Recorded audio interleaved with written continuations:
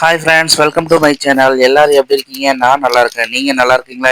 எப்படி இருக்கீங்க அப்படிங்கிறத கமெண்ட்ல சொல்லுங்கள். இன்னைக்கு நம்ம வழக்கம் போல ஒரு கதை கவிதை பார்க்க போகிறோம். அது என்ன கதை என்ன கவிதைங்கிறத வாங்க பார்க்கலாம். காலேஜ்னாலே எல்லாருக்கும் நினைவுக்கு வர்றது அவங்களோட ஃப்ரெண்ட்ஸ். அவங்க எப்படி இருந்தாங்க அப்படிங்கிறது தான் எல்லாத்துக்குமே நினைவு வரும். அதே மாதிரி இந்த கதையிலையும் அழகான ஃப்ரெண்ட்ஸ், அதாவது காலேஜில் நிறைய ஃப்ரெண்ட்ஸ் இருக்கிறாங்க. அதே மாதிரி இங்கே நம்ம கதையோட ஹீரோவான ரெண்டு ஃப்ரெண்ட்ஸ் இப்போவும் இல்லைங்க, அவங்க சின்ன வயசுல இருந்தே ஃப்ரெண்ட்ஸ், அவ்வளோ திக் ஃப்ரெண்ட்ஸ். எதா இருந்தாலுமே ரெண்டு பேரும் பிரியாமல் எங்கேனாலும் போயிட்டு வருவாங்க. அப்படி ஒரு ஃப்ரெண்ட்ஸ், அவங்களோட கதையை தான் நம்ம பார்க்க போகிறோம். இப்படி அவங்க ரெண்டு பேரும் பேசிக்கிட்டாங்க. ஒரு நாள் அவன் ஃப்ரெண்டு கேட்குறான், டேய் நீ யாரையோ ஒருத்தர் லவ் பண்ணுற சொன்னால எனக்கு காட்டுறா மச்சி அப்படின்னு சொல்கிறான். டேய் அப்போ இன்னொரு ஃப்ரெண்ட் சொல்கிறான், டேய் முதல்ல நீ ஒரு பொண்ணை லவ் பண்ணுற சொன்னால அந்த பொண்ணு எனக்கு காட்டுறா அப்படின்னு சொல்கிறான். டேய் வாடா நாளைக்கு காட்டுறான்டா அப்படின்னு சொல்கிறான். அம்மா உன் லவ்வை நீ சொல்லிட்டியா இல்லையா அப்படின்னு கேட்குறான். டேய் நாளைக்கு தாண்டா சொல்ல போகிறேன் அப்படின்னு சொல்கிறான் அவன். எப்படி சொல்ல போகிறேன்னா லவ் லெட்டர் தாண்டா எழுத போகிறேன், எழுதி ஒரு கவிதை எழுதி கொடுக்கலான்னு இருக்கிறேன் அப்படின்னு சொல்கிறான். அப்படியா, டேய் நானும் அப்படி தாண்டா செய்யலான்னு இருக்கிறேன் அப்படின்னு சொல்கிறான். அப்புறம் சொல்கிறான், டேய் அதெல்லாம் இருக்கட்டும்டா, நாளைக்கு நீ வாழை எனக்கு காட்டுற அப்படின்னு சொல்கிறான். டேய் கண்டிப்பாடா நாளைக்கு உனக்கு காட்டுறேன் அப்படின்னு சொல்லிட்டு ரெண்டு பேரும் அடுத்த நாள் நம்ம லவ்வரை பார்க்க போகிறாங்க. அப்படி போயிட்டு இருக்கும்போதே அவன் ஃப்ரெண்டு சொல்கிறான், டேய் அந்த இருக்கடா அந்த பொண்ணு தாண்டா என் லவ்வர் அப்படின்னு சொல்கிறான். அப்படியே இந்த ரெண்டு பேரும் அந்த பொண்ணை பார்க்குறாங்க.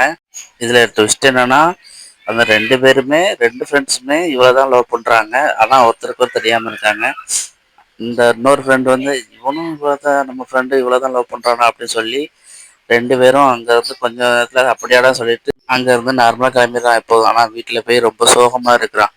என்னடா செய்கிறது, நம்மளும் லவ் பண்ணுறோம், நம்ம ஃப்ரெண்டும் லவ் பண்ணுறான், என்னடா செய்கிறது அப்படின்னு உட்காந்து யோசிக்கிறான். அவன் தலைமையிலேயே இடி விழுந்த மாதிரி ஆகிப்போச்சு.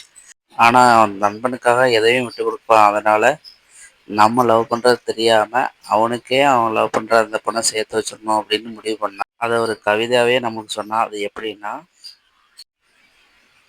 அவள்தான் என் உயிரென்று நினைத்து வாழ்ந்திருந்தேன். அவளுக்கும் நான் தான் உயிராக இருக்க வேண்டும் என்று நினைத்திருந்தேன்.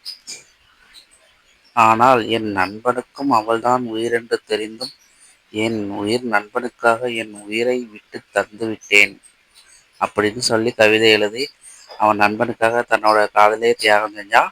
தியாகம் செஞ்சு எதுவுமே தெரியாத மாதிரி இருந்துக்கிட்டான். அவன் மனசை கட்டுப்படுத்திட்டு எப்போதும் போல் அவன் ஃப்ரெண்டு கூட ஜாலியாக சந்தோஷமாக இருந்தான்.